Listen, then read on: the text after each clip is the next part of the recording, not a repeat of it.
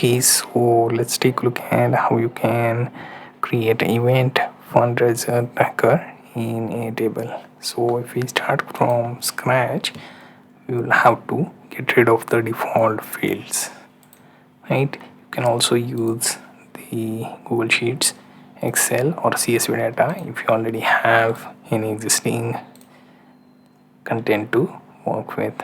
Now in case of primary field, I will set it for auto numbering, right? So we have like few of the entries ready. Now the first field is date, right? You can also enable friendly date, include time in 24-hour format, right? Now the thing is, I also need name for the person who is adding the money, right? We will also have to use amount. So amount is going to be a number, is going to be integer, create field there. Now we have choice option for payment type. So what type of payment processing we used? Say credit card. Then we have online wallets.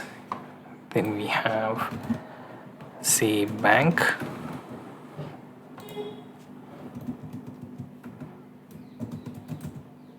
Right, and finally we use cash, right?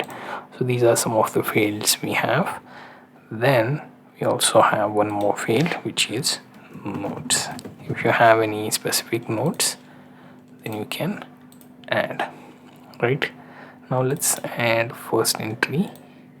Then we add some name here, then say amount, then payment type, and choose cash, and then notes, cash paid for event, right? Then let's add another one.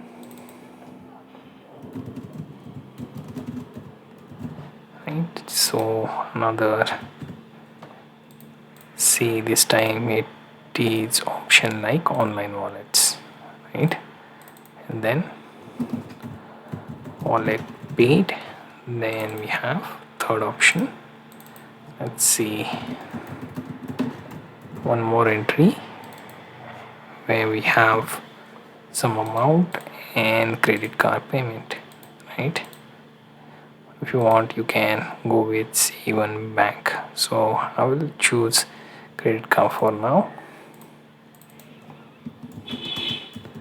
Card payment as notes. So these are some of the initial entries for our event fundraiser tracking. We can also use a form, right? So we use event fundraising tracker.